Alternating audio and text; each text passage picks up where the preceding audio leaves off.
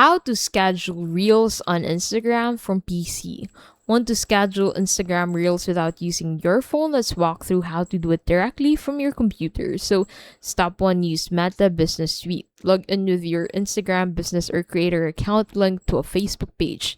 Now, click on this Create Post button, and that will take you here.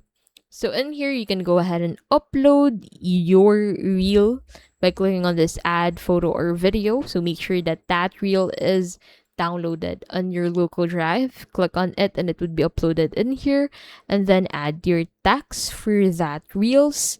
And then select where you want to post it. So since you want to post it on your Instagram account, simply connect your Instagram to your Meta Business Suite page, and then you can go ahead and proceed with scheduling. So click on this schedule button to be able to enable this, and then set the time and date of the schedule of the post, and then go ahead and click on the schedule button to be able to schedule the post of this reel for your Instagram account. And that is how to schedule reels on Instagram from PC.